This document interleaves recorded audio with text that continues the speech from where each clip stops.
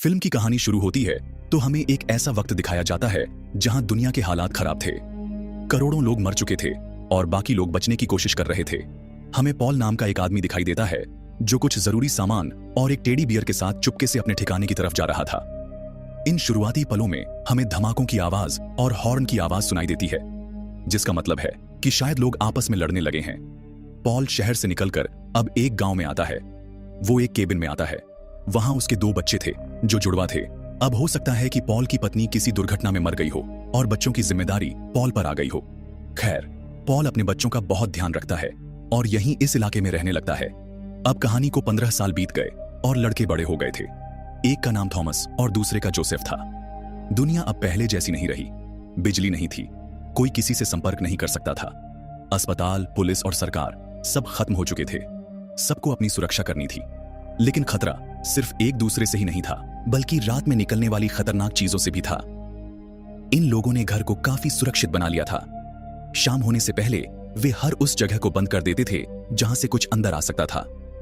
हम देखते हैं कि जोसेफ घर के अंदर है और पॉल बाहर थॉमस का इंतजार कर रहा है, क्योंकि कभी कभी वह पड़ोसियों के घर खेतों में काम करने चला जाता था। पॉल वहां परेशान खड़ा था, क्योंकि अंधेरा होते ही खतरा बढ़ जाता है। इससे पहले कि पॉल अपने बेटे को लेने चला जा, थॉमस घर की ओर भाग रहा था। पॉल उस पर गुस्सा करता है कि तुमने देर कर दी, अब जल्दी से अंदर चलो। अंदर आते ही वे घर की सभी खिड़कियां और दरवाजे ठीक से बंद कर देते हैं। रात का खाना खाते समय दोनों भाई एक दूसरे से लड़ने लगते हैं। पॉल उन्हें रोकता है और जानवरों जैसा व्यवहार न करने के लिए डांटता है। खाने के बाद सभी एक साथ बैठते हैं। जब पॉल और जोसेफ शतरंज खेलना सीख रहे होते हैं, तब कोई चीज दरवाजा खोलने की कोशिश करती है।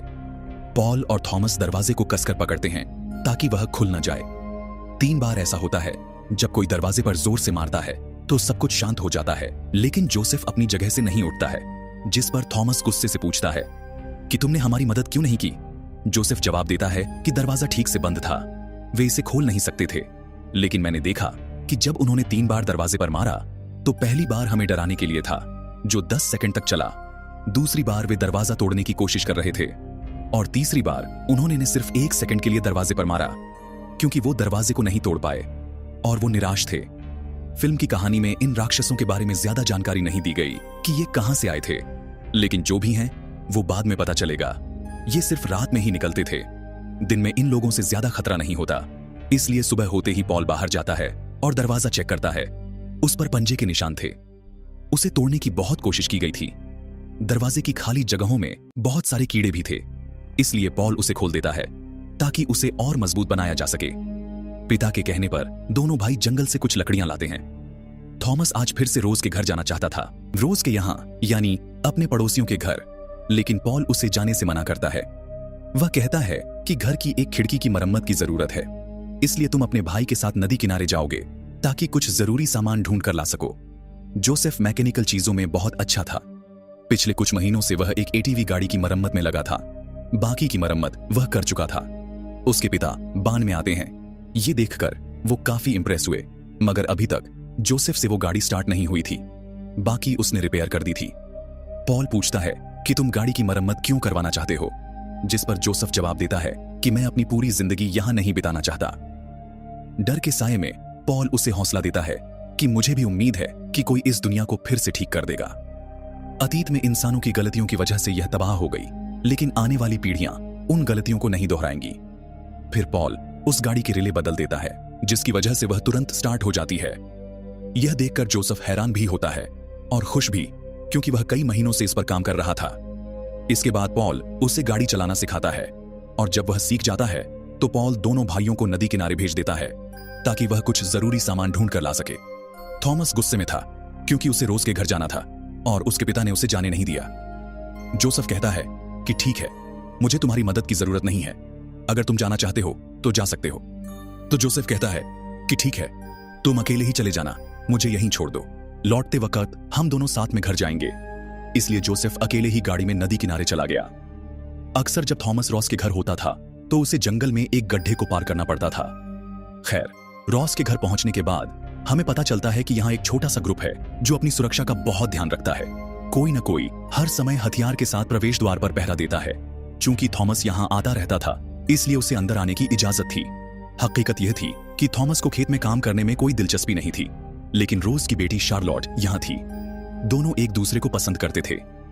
यहां आने का वजह बस यही एक कारण था। उसके आते ही शार्लोट उसे एक पेड़ के पास ले जाती है, जहां वह उससे कहती है कि बचपन में मुझे सिर्फ यहीं तक आने की इजाजत थी, इससे आगे नहीं। फिर दोनों दुनिया के अंत के बारे में बात करते हैं, जहां शार्लोट की बातों से हमें पता चलता है कि जब पहली बार यह विनाश शुरू हुआ तो यह एक विशालकाय कीड़े से हुआ, जिसने कई इंसानों को संक्रमित किया। कीड़े जो आकार में बहुत बड़े थे, बढ़ने लगे और धीरे धीरे धरती से इंसानों का नामो निशान मिटने लगा। पता नहीं ये जीव कोई एलियन जीव है जो अंतरिक्ष से आई है, या इंसानों की गलतियों की वजह से धरती पर बनी है, क्योंकि प्रदूषण तो हर दिन बढ़ रहा है। जो भी हो, इंसानों के लिए अब सब कुछ पहले जैसा नहीं रहा। दूसरी तरफ हमें जोसेफ दिखाया गया है, जो नदी किनारे एक बड़ी नाव में जाकर कुछ सामान लेने जा रहा था, लेकिन छोटे कीड़े उस पर हमला कर देते हैं, इसलिए उसे बाहर जाना पड़ता है। वो शाम होने से पहले घर लौटना चाहता था, इसलिए सब कुछ छोड़कर वो घर की तरफ आने लगा। वो थॉमस का इंतजार भी करता है, जहां उसने उसे बताया था, लेकिन थॉमस वहां नहीं आता, तो जोसेफ ने सोचा कि शायद वो घर जा चुका होगा। घर पहुंचकर पॉल को अपने बेटों की फिक्र होने लगी। जोसेफ तो अंधेरा होने से पहले घर पहुंच गया, लेकिन थॉमस नहीं पहुंचा। ये जानकर जोसेफ को भी चिंता होने लगी कि उसका भाई अभी तक वापस नहीं आया है, इसलिए उसे अपने पिता को सच बताना पड़ा कि वह मेरे साथ नहीं गया था, बल्कि रास्ते में उतरकर रोज के यहां गया। जब थॉमस घर वापस आ रहा था तो गलती से वो उस गड्ढे में गिर गया, जिसे हर रोज उसे पार करना पड़ता था। उसमें गिरते ही वो बेहोश हो गया। पॉल जोसेफ को घर पर ही रहने को कहता है और खुद थॉमस को ढूंढने निकल पड़ता है। तब तक रात हो चुकी थी। थॉमस को भी होश आ गया था, लेकिन वह बुरी तरह फंस चुका था। पॉल उसे ढूंढने आता है, पुकारता है। पॉल कहता है, मैं यहां हूं, मैं गिर गया था और फिर बेहोश हो गया, इसलिए देर हो गई। पॉल किसी तरह नीचे पहुंचता है, लेकिन अब बाहर जाना खतरे से खाली नहीं था, इसलिए वह अपने बेटे से कहता है कि हमें सुबह तक यहीं रुकना होगा। जोसेफ घर पर अकेला था और उसने दरवाजा ठीक से बंद भी नहीं किया था, इसलिए सोते हुए वह दरवाजे के छेद में हाथ डालकर थॉमस को मारने की कोशिश करता है। हालांकि जीव का हाथ बहुत लंबा था, फिर भी वह उस तक नहीं पहुंच पा रहा था, इसलिए वह धीरे से दरवाजा खोलता है और जैसे ही वह जोसेफ पर झपटने वाली होता है, जोसेफ तुरंत एक रस्सी खींचता है और जीव को एक पिंजरे में फंसा देता है। दरअसल वह सोया नहीं था, उसने इस जीव के लिए जाल बिछाया था। उसका मकसद इन चीजों का स्टडी करना था, लेकिन अपने पिता के रहते उसे यह मौका नहीं मिल सकता था, इसलिए उसने यह कदम तब उठाया जब वह घर पर नहीं थे। पॉल और थॉमस अभी भी उस गुफा में छिपे हुए थे और सुबह होने का इंतजार कर रहे थे, लेकिन जल्द ही उन्हें एहसास हुआ कि वे अकेले नहीं हैं, क्योंकि वह जगह उन राक्षसों से भरी हुई थी जो जमीन से निकलते थे। पॉल के पास एक डायनामाइट था। जैसे ही वह अपने बेटे की जान बचाने के लिए उसे ब्लास्ट करता है, तो वह वहां मौजूद सभी राक्षसों को मार गिराता है। लेकिन इस ब्लास्ट की वजह से पॉल को भी काफी चोटें आती हैं। इसके बाद वह बेहोश हो जाता है। थॉमस अपने पिता को गुफा से बाहर निकालता है। अगली सुबह जोसेफ उन्हें ढूंढते हुए जंगल में आता है। अपने पिता को घायल हालत में देखकर वह बहुत दुखी होता है। दोनों उसे घर ले आते हैं, लेकिन उन्हें कुछ समझ नहीं आता। वहां न तो कोई दवा थी और न ही उसे पता था कि अपने पिता का इलाज कैसे करना है। घर आकर थॉमस उस पिंजरे को देखता है जिसमें जोसेफ ने कल रात उस जीव को रखा था, और आश्चर्य से पूछता है, तुमने यह कैसे किया? तो जोसेफ कहता है कि मैंने एक जाल बिछाया था, और थॉमस ने कहा कि मैंने उस गुफा में बहुत से राक्षसों को मारा है, मैं इसको भी मार सकता हूं, क्योंकि यह जीव रोशनी में जीवित नहीं रह सकता था। जोसेफ ने उस पिंजरे पर एक कपड़ा डाल दिया। खैर, अपने भाई के कहने पर जैसे ही वो उसे बाहर निकाल देता है, वो जीव रोशनी से छुपने की कोशिश कर रहा था, लेकिन दोनों भाइयों ने उसे मार डाला। जोसेफ भी दुखी था, क्योंकि वह इन चीजों को समझने की कोशिश करना चाहता था। जोसेफ कहता है, मुझे कुछ ठीक नहीं लग रहा है। वह इन चीजों को समझता है और हर दिन वह सीख रहा है कि उसके पिता अभी भी बेहोश थे और उनकी हालत खराब थी। इसलिए थॉमस अपने भाई को सलाह देता है कि हमें रोज के घर जाना चाहिए और उसकी दवा लेनी चाहिए, वह हमारी मदद कर सकती है।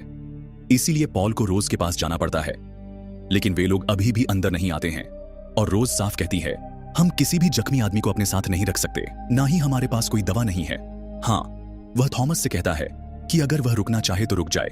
दोनों को बहुत बुरा लगता है, बल्कि वे आपस में लड़ने लगते हैं और गुस्से में थॉमस वहीं रुक जाता है और जोसेफ अपने घायल पिता को लेकर घर वापस आ जाता है। घर आकर वह देखता है कि चारों तरफ कीचड़ है, तो उसे शक होने लगता है।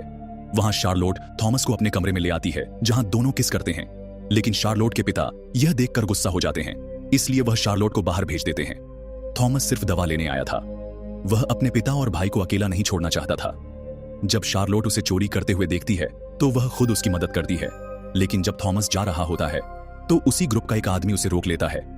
वह और उसके दो साथी थॉमस को फार्म हाउस में बांध देते हैं और रात को वे उसे मारने ही वाले होते हैं कि तभी जमीन से जीव निकलने लगती है और सब पर हमला करने लगती है। ये आवाजें सुनकर शार्लोट के माता पिता जाग जाते हैं, लेकिन बहुत देर हो चुकी थी। वो जीव घर में घुस आई थे और शार्लोट के माता पिता को भी मार डाला था। किसी तरह शार्लोट बच गई। वह बंदूक लेकर फार्म हाउस में आई जहां थॉमस अभी भी बंधा हुआ था। शार्लोट उसे छुड़ाती है। वहां जोसेफ को पता चला कि जीव अब जमीन खोदकर घर में घुसना सीख गए हैं। उसे इस बात का पता तब चला जब उसने घर में एक छेद देखा। उसने उसे सामान से भरना शुरू कर दिया। थोड़ी देर बाद थॉमस और शार्लोट भी वहां आ गए। वे डरे हुए थे।